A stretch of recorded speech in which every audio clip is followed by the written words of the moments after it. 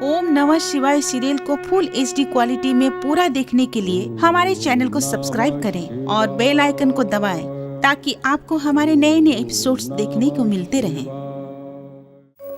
मैं ओंकार हूँ। मैं समस्त वेद, पुराण, धर्म ग्रंथ, नीति ग्रंथ, ज्ञान और विज्ञान का मूल तत्व और सार हूँ। मैं ओंकार हूँ। नारद कैलाश आकर भगवान शिव से नर नारायण के साथ रची गई लीला के विषय में जिज्ञासा प्रकट करते हैं। वे जानना चाहते हैं कि नर नारायण की शिवोपासना को रंभा और मेनका द्वारा बाधित करने में देवराज इंद्र का क्या उद्देश्य हो सकता है। भगवान शिव देवर्षि नारद को स्पष्ट करते हैं कि नर नारायण देवात्माएं हैं। हिम शिखर पर पहुंचकर रंभा और मेनका नर नारायण का तप भंग करने का प्रयत्न करती है, जिसे दोनों भाई अंतर्दृष्टि से जान लेते हैं। नारायण अपनी जांघ से अतिरूप सी उर्वशी उत्पन्न करते हैं, जो रंभा और मेनका को नृत्य में गतिहीन कर देती है। इंद्र और देवगण आश्चर्य से ये सब देखते हैं और वहां प्रकट होकर नर नारायण से क्षमा मांगते हैं। किंतु नर इंद्र की इस चेष्टा से अत्यधिक कुपित होकर उसे श्राप देने को उद्यत होते हैं, तो उर्वशी और नारायण के रोकने से वे इंद्र को क्षमा कर देते हैं। नारायण उर्वशी से इंद्र के साथ जाने का आग्रह करते हैं। दोनों की कठोर तपस्या से प्रसन्न हो शिव प्रकट होकर वरदान मांगने के लिए कहते हैं, तो वे शिव को वहीं ज्योतिर्लिंग के रूप में स्थापित होने के लिए याचना करते हैं। शिव केदारेश्वर ज्योतिर्लिंग के रूप में वहां स्थापित हो जाते हैं और घोषणा करते हैं कि द्वापर युग में नर अर्जुन व नारायण कृष्ण का रूप धारण कर प्रकट होंगे। पार्वती को तप से उन्मुख करने के लिए शिव योगी रूप में आकर शिव की निंदा करते हैं, जिससे पार्वती कुपित हो जाती है। अंत में शिव दर्शन देकर उसकी मनोकामना पूर्ण करते हैं। देवगण पुष्प वर्षा करते हैं। पार्वती निष्ठापूर्वक तपस्या द्वारा आदर्श प्रस्तुत कर शिवाज्ञानुसार जया और विजया के साथ हिमालय महल में प्रवेश करती है। राजकुमारी पार्वती पधार रही हैं। आ गई तो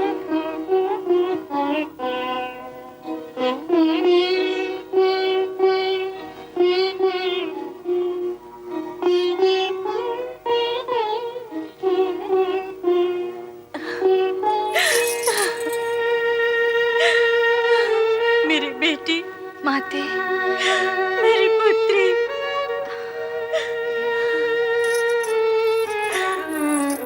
आंखें जड़ हो गई थी तुझे देखने के लिए। हाँ पुत्री, तुम आई हो तो ऐसा प्रतीत होता है जैसे इस राजभवन में और हमारे जीवन में पुनः प्रकाश लौट आया है। माते, आप प्रसन्न हैं अथवा दुखी हैं? प्रयत्न तो मैं प्रसन्न होने का कर रही हूँ,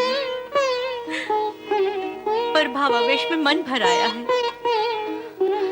बेटी, ये प्रसन्नता के आंसू हैं। बहुत दिनों बाद देख रही हूँ ना तुझे। अब बस करो महारानी, भविष्य में अपनी पुत्री को देने के लिए कुछ तो ममत्व और वात्सल्य शेष रखो। माँ के मन में ममता का महासागर होता है स्वामी, और सागर कभी रिक्त नहीं होता। हाँ महारानी, सत्य कहती हो। तुम और तुम्हारी दोनों सखियां अत्यंत प्रसन्न दिख रही हो। और तुम तीनों को प्रसन्न देखकर हम दोनों प्रसन्न हैं। बात ही प्रसन्नता की है महारानी। पार्वती कितने समय से कितना कठोर तप कर रही थी, आज उसकी तपस्या सफल हो गई। सत्य कह रही हो? हाँ महाराज, स्वयं भगवान शिव ने पार्वती की शिव भक्ति की परीक्षा ली और विवाह की स्वीकृति भी प्रदान की। अब किसी भी समय पार्वती की विवाह के लिए उनका संदेश आ सकता है। यदि उनका संदेश आएगा तो हम उसका स्वागत करेंगे। हाँ पिताश्री, हमारी प्यारी बहन का विवाह है, ये तो बहुत प्रसन्नता का विषय है। है कि तुम? हाँ पिताश्री। जया विजया, जाओ अपनी सखी को ले जाओ और इसे राजसी वस्त्रों से सजा दो। जाओ पुत्री।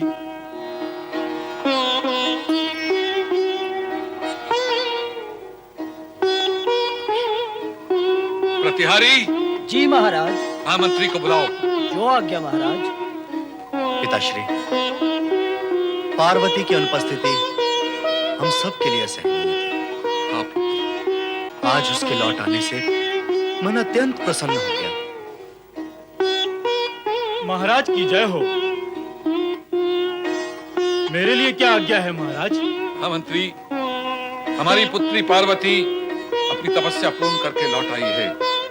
हम चाहते हैं इस उपलक्ष्य में हमारे समस्त राज्य में एक उत्सव का आयोजन किया जाए। आपकी आज्ञा का पालन होगा महाराज। माताश्री, इस प्रसन्नता के सुअवसर पर आप इतनी अप्रसन्न और चिंतित क्यों हैं? मुझे चिंता है अपनी पुत्री की। जिस मनोरथ को प्राप्त करने के लिए उसने इतना कठोर तप किया, इतना कठोर तप, क्या उसके पूर्ण हो जाने पर वो उस कैलाशवासी भभूतधारी वैरागी शिव के साथ प्रसन्न रह सकेगी? आपकी चिंता निराधार है मां। आप इस चिंता को भूल जाइए। हमें तो पार्वती के सुख में ही अपना सुख ढूंढ लेना चाहिए। और आप निश्चिंत रहें, हमें पूरा विश्वास है कि यह निर्णय पार्वती के भले में ही है। हाँ महारानी, अपने पुत्र की बात मानकर अपनी पुत्री के विषय में सोचो। कितने समय पश्चात हमारी पुत्री लौटकर आई है। इन सुखद क्षणों को व्यर्थ नष्ट मत करो महारानी। आओ हम सब मिलकर हर्षोल्लास मनाएं।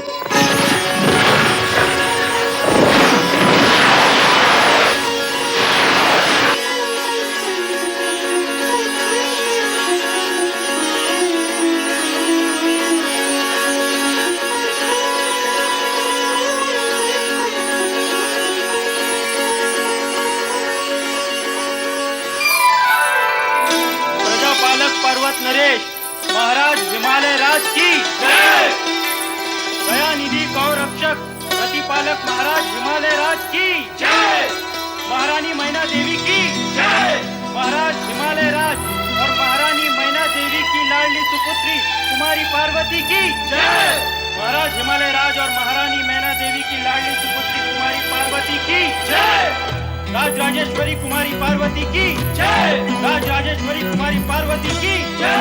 राज राजेश्वरी कुमारी पार्वती की जय। राज राजेश्वरी कुमारी पार्वती की जय। राज राजेश्वरी कुमारी पार्वती की जय।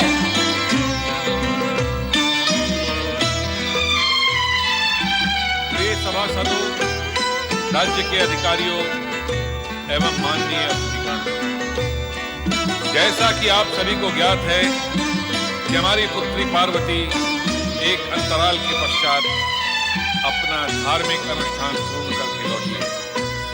इसी उपलक्ष्य में हमने इस हर्षोल्लास के कार्यक्रम का आयोजन किया है।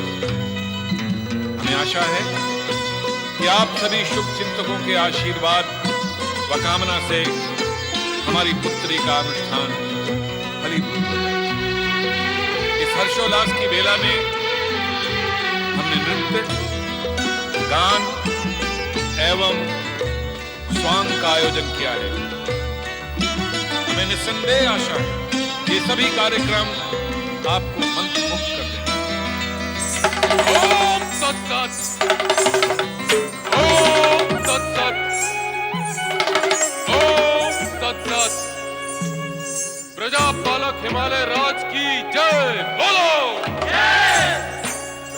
राजेश्वरी मैना रानी की जय। बोलो प्रजा प्रिय युवराज मैना की जय। बोलो प्रियदर्शी राजकुमारी पार्वती की जय। पुत्री के अनुष्ठान से हर्षित होकर आपने सभी को इस हर्षोत्सव में सम्मिलित किया। मैंने भी सोचा इस हर्षोत्सव में भागीदार बनकर आप सभी को हर्षित करूं। कौन हो तुम? मैं हूं एक नटखट नट। जगत कहे जिसे ब्रह्म भट्ट। नट से बन जाऊं मैं नटेश्वर। जगत माने इसे परमेश्वर। ऐसा अद्भुत हूं मैं नट जिसका नाम लेकर झटपट तो पाप शीघ्र जाए कट। ऐसा हूं मैं नटों का नट। कहाँ से आए हो तुम? आया हूं कहां से मैं? आया हूं वहां से मैं। धरती अंबर जहां मिले, पुष्प पुण्य के जहां खिले, चहूं और सब धवल धवल, नीर पवन निर्झर निर्मल। बस वहीं से आया हूं मैं, शुभकामनाएं भी लाया हूं मैं। सुंदर, अति सुंदर। तुम्हारी भाषा में प्रभाव भी है और प्रवाह भी। यदि नट का परिचय इतना अद्भुत है तो उसका संपूर्ण चरित्र और भी महान होगा। महान? महान तो केवल महादेव हैं। सभी देवों के परम देव हैं। मैं तो केवल नटराज हूं, स्वांग से भरा हुआ आज हूं।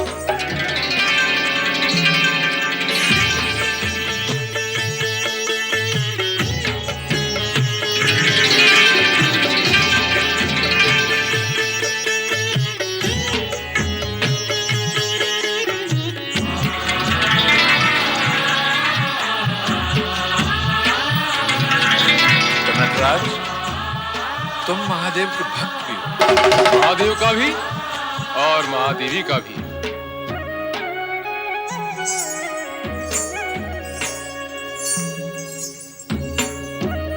राजकुमारी पार्वती तो साक्षात महादेवी है।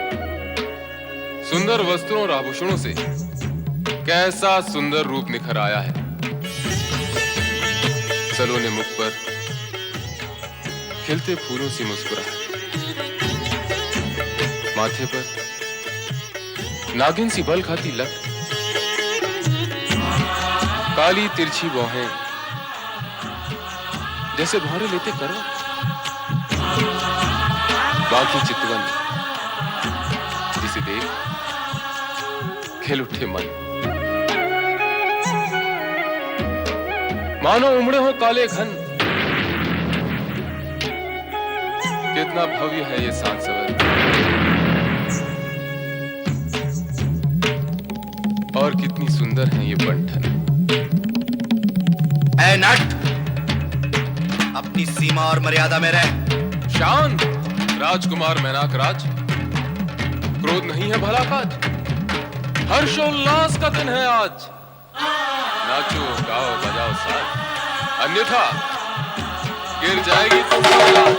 अरे ओ नट, तुझे उचित अनुचित का कुछ भी ज्ञान नहीं है। महारानी जी, मैंने अनुचित क्या कहा? मैं तो एक नट हूं, स्वांग भरता हूं, शब्दों के चित्र बनाता हूं। यदि फिर भी आपकी दृष्टि से मैंने कुछ अपराध किया हो तो क्षमा करो इस नट को।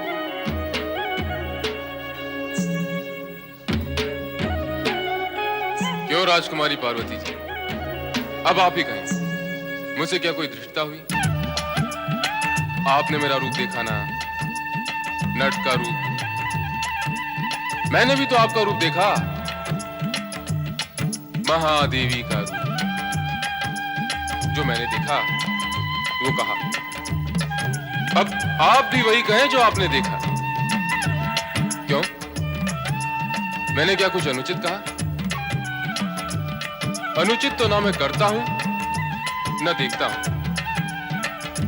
और जो देखते करते हैं उन्हें दंड भी देता हूं। नहीं, दंड दिखाता हूं। क्षमा करें युवराज, मैंने ऐसा वैसा तो कुछ कहा नहीं। मैं तो केवल एक नट हूं, स्वांग भरता हूं। अच्छा, तो नटराज ये तो बताओ कि तुम किस किस का स्वांग भर लेते हो? कभी ब्रह्मा,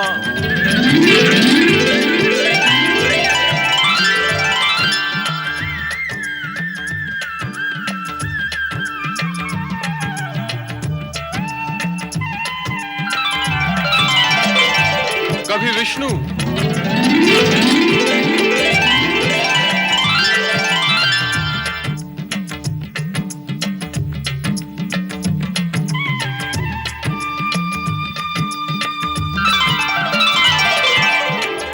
कभी कुछ भी बनता, कभी पत्थर, कभी पर्वत, तो कभी भक्तों में रमता हूं।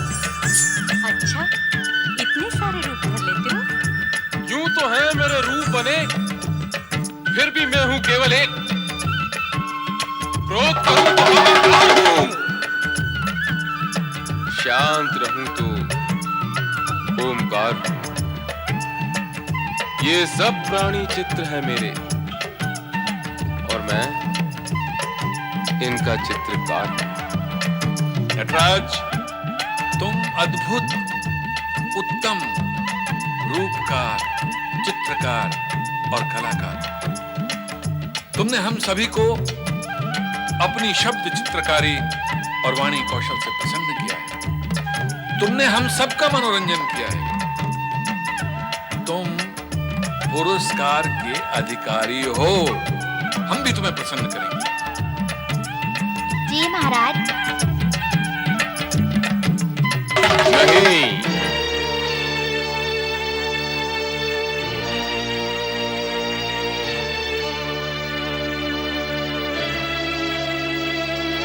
यह भी नहीं। तुम्हें ये भी नहीं चाहिए, वो भी नहीं चाहिए, तो क्या चाहिए तुम्हें? मुझे वो चाहिए जो अनमोल हो।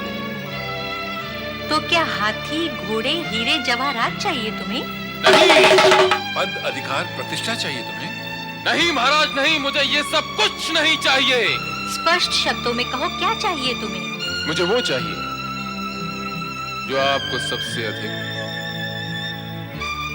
प्रिय है।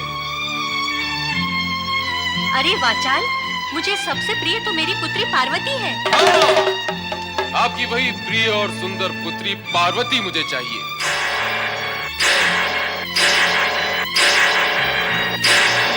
दुष्ट, पापी, अधर्मी, तेरा ये दुस्साहस परिणाम जानता है अपनी धृष्टता का। मैं तुझे जीवित धरती में गड़वा दूंगी। हम तुम्हें भूखे शेरों के सामने डलवा देंगे। ये कहाँ का न्याय और नीति? अरे अधम, लाज नहीं आती तुझे न्याय और नीति की बातें करते हुए? लाज कैसी? स्वयं महाराज ने अभी भी कहा कि मैंने सबको प्रसन्न किया, वे मुझे प्रसन्न करेंगे। पर कहाँ, यहाँ तो सब मिलकर मेरे प्राण लेना चाहते हैं। जब मैंने आप सबको प्रसन्न किया, तो मुझे भी प्रसन्न किया जाना चाहिए। तो क्या एक नट को प्रसन्न करने के लिए हमें अपनी पुत्री देनी होगी? अन्य और कुछ भी मांग लो, हम तो तुम्हें प्रसन्न करना चाहते ही हैं। नहीं, और कुछ नहीं, मुझे तो केवल राजकुमारी पार्वती चाहिए। मैं तो इसे पाकर ही प्रसन्न होऊंगा। निःशब्द हो जाओ वाचाल। सैनिकों, बंदी बना लो इस दूत को।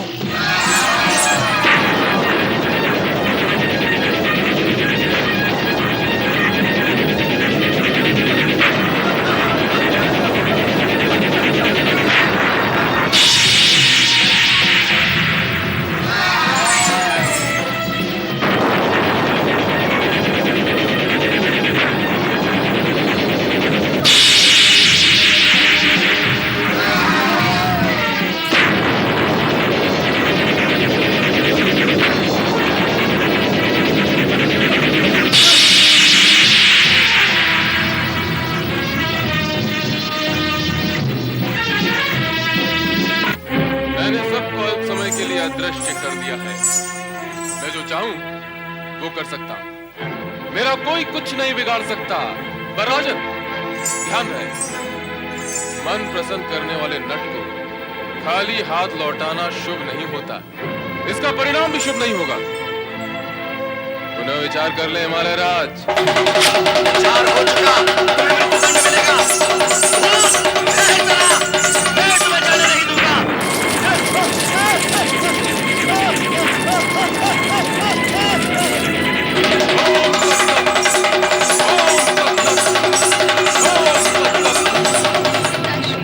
माते, अतिथि का सम्मान करना हमारा कर्तव्य है। ये भली भांति जानते हुए भी आपने नटराज का अपमान किया। ये कोई सामान्य नट नहीं थे, स्वयं त्रिलोकीनाथ नटेश्वर शिव शंकर थे।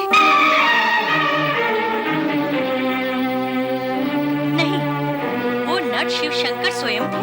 मैं नहीं मानती, कदापि नहीं मानती। मैंने भोले शंकर को देखा है। ये भूत पिशाच या कोई मायावी था। ये शिव शंकर हो ही नहीं सकते। मैं तो स्वयं असमंजस में हूं। एक बहरूपिया और कैलाशपति। हमारे भोलेनाथ कैलाशवासी का तो रूप ही निराला है। अरे नारायण नारायण नारायण श्रीमन नारायण नारा। अरे भगवान भोलेनाथ कहाँ है? आसन तो रिक्त है। ओम नमः शिवाय। पधारिए देवराज, पधारे देवगण और पधारे देवऋषि। और कितना पधारे नंदी महाराज, पधार गए हमें जितना पधारना था। लाभ क्या हुआ? नारायण नारायण।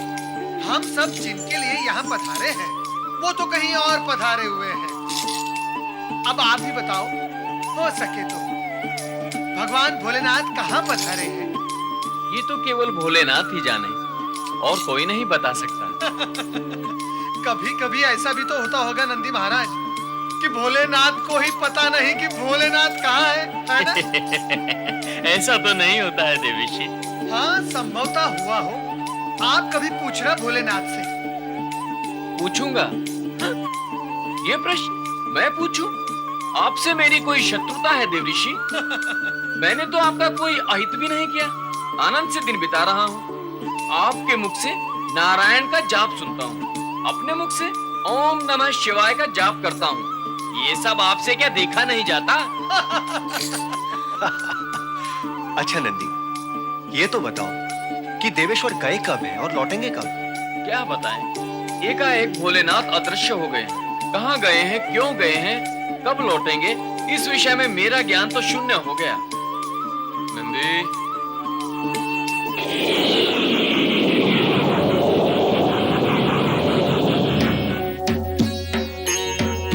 नंदी, तुम हमारे साथ रहकर भी हमारे स्वभाव से परिचित नहीं हो। हम तो सदैव यहीं रहते हैं, कभी कहीं नहीं जाते।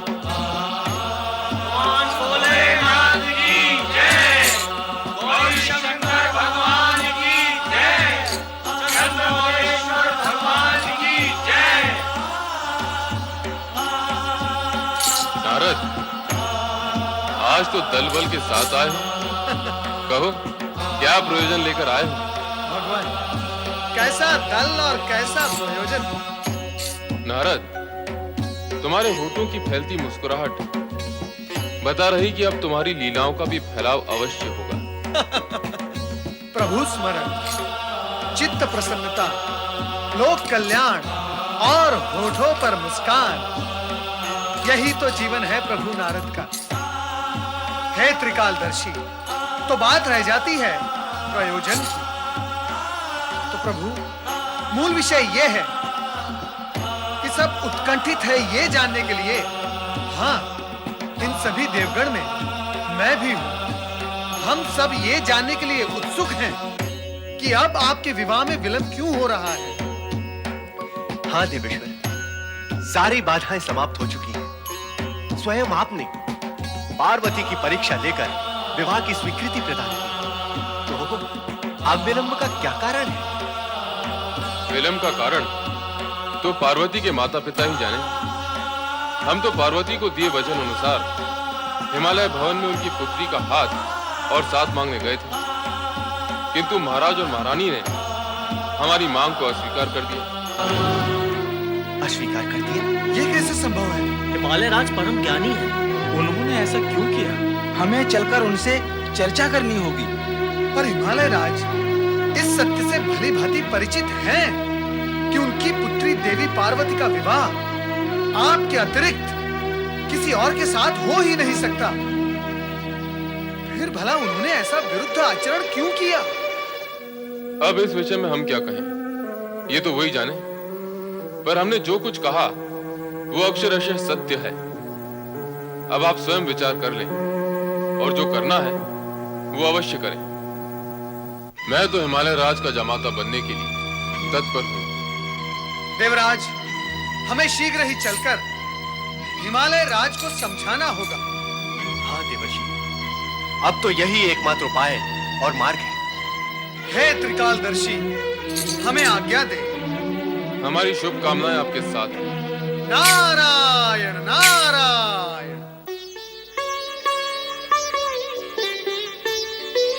नारायण नारायण। देवर्षि आप, स्वागत है आपका। देवराज आपका भी स्वागत है। आए देवगण आए, आप सभी का स्वागत है। सब कुशल मंगल है ना हिमालय राज? विधाता की असीम कृपा है देवर्षि। आप सभी पुण्य आत्माओं के दर्शन लाभ से मन प्रसन्न हो। सभी के मन को प्रसन्न करने का कार्य तो हमारा है ही हिमालय राज, किंतु हमारे मन को प्रसन्न करने वाला यहाँ कोई नहीं। इसके विपरीत हमारे मन को अप्रसन्न करने वाले से ही हमारी भेंट हो जाती है। ऐसा ना कहें देवर्षि, आप आज्ञा तो करें। आपको किस प्रकार से प्रसन्न किया जा सकता है? नारायण नारायण। अर्थात आप अप्रसन्न करने के पश्चात प्रसन्न करते हैं। मैंने ऐसा तो कुछ नहीं किया देवर्षि। आपने भगवान शिव को द्वार से लौटा दिया हिमालय राज। भगवान शिव को द्वार से लौटा दिया? हाँ। ये आप क्या कह रहे हैं देवराज? देवराज इंद्र सत्य ही कह रहे हैं हिमालय राज।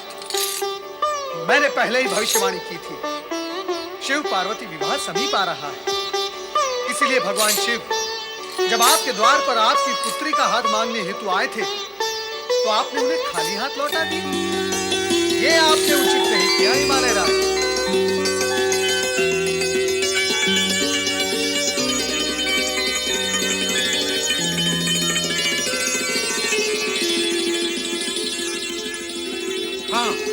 हाँ देवर्षि, एक नट अवश्य आया था। वो कभी परम पिता ब्रह्मा का रूप धारण कर लेता था, तो कभी भगवान विष्णु का, और उसने शिव का रूप धारण कभी नहीं किया। वो नट था देवर्षि, शिव नहीं थे। भला शिव को नट का रूप धारण करने की क्या आवश्यकता है?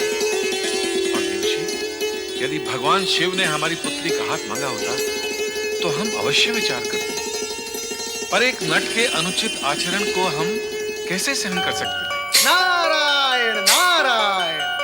अर्थात भगवान भोलेनाथ अपनी लीला दिखा गए। भगवान शिव नटवन कर आए थे। अब सारी स्थिति स्पष्ट हो रही है।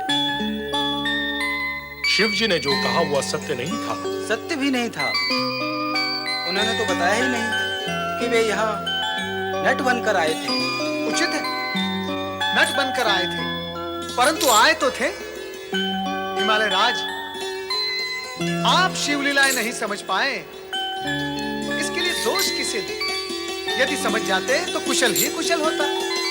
परंतु देवर्षि, अब क्या होगा? अब नारायण नारायण। हिमालय राज को स्वयं भगवान भोलेनाथ के पास जाकर उन्हें मनाना होगा। यदि समय रहते ऐसा नहीं हुआ तो अनर्थ ही अनर्थ हो जाएगा।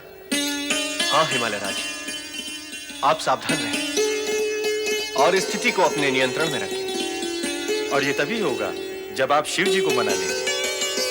हिमालय राज, अब हमें आज्ञा दे। नारायण नारायण।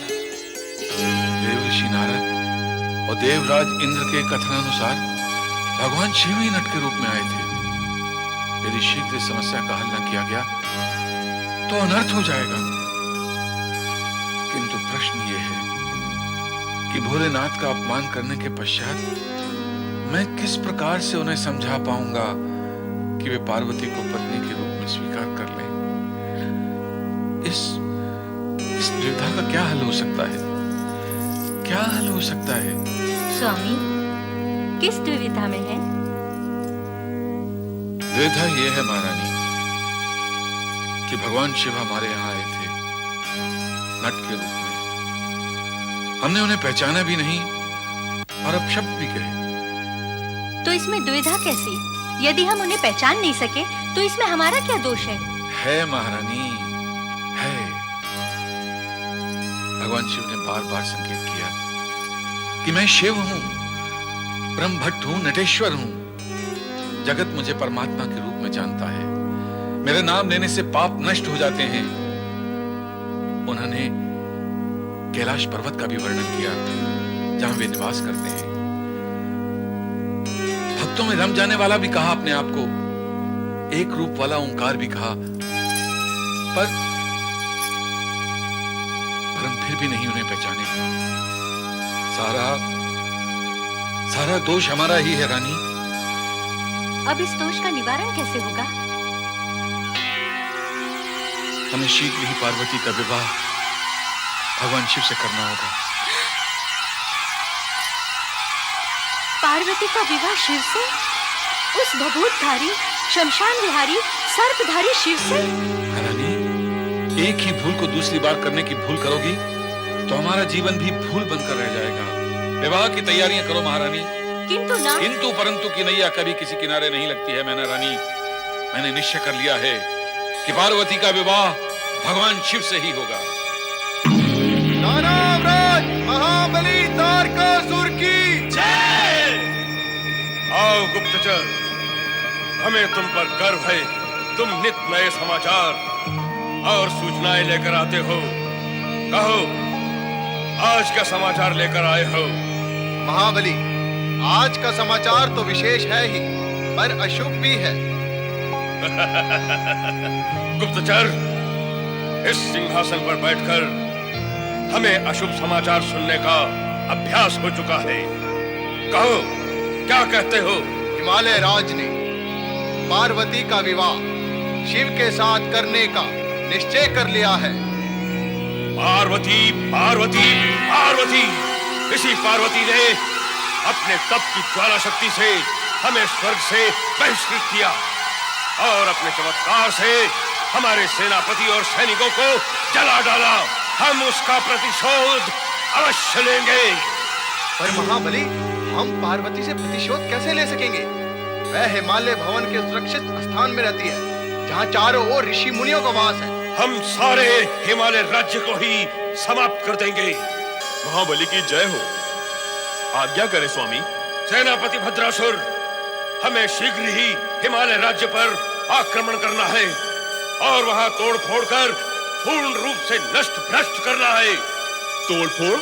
तोड़फोड़ क्यों महाबली? हमारे सेनापति होकर मूर्खों की भांति प्रश्न करते हो।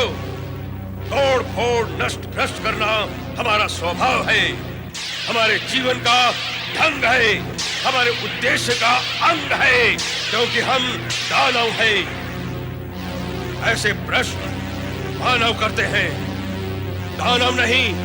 जाओ, आक्रमण की तैयारी करो। जो आज्ञा स्वामी।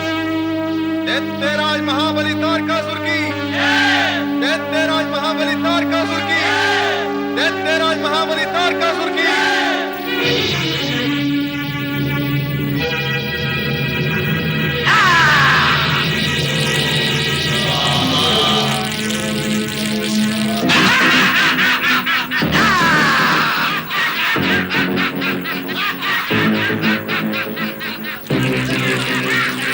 समाप्त कर दो इन सबको, कोई भी हो, ऋषि या मुनि, अंत कर दो इन सबका।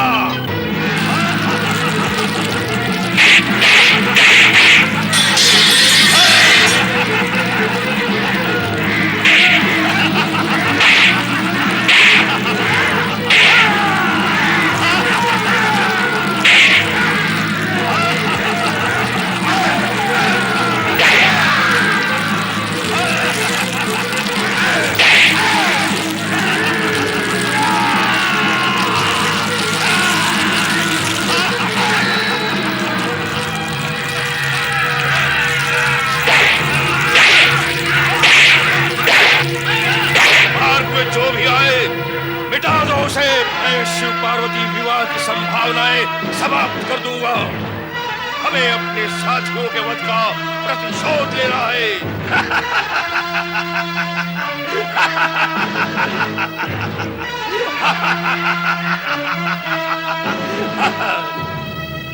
ओम नमः शिवाय। ओम नमः शिवाय। ओम नमः शिवाय। ओम नमः शिवाय।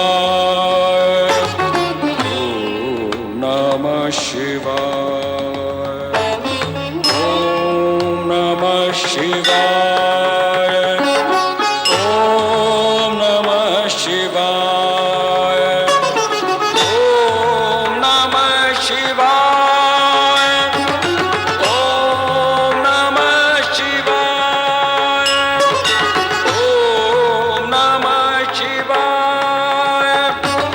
ओम नमः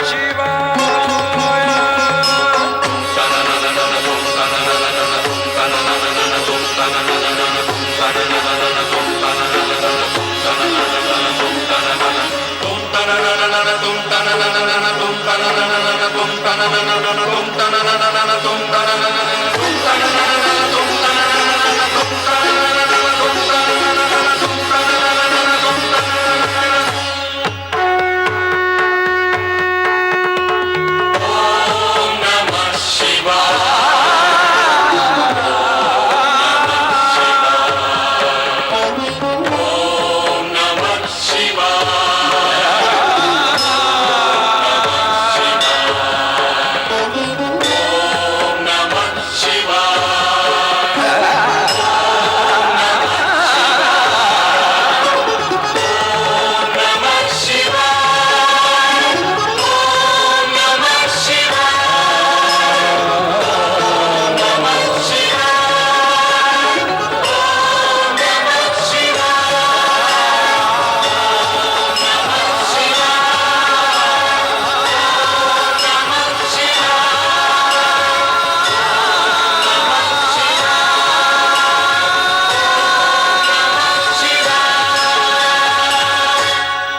ओम नमः शिवाय।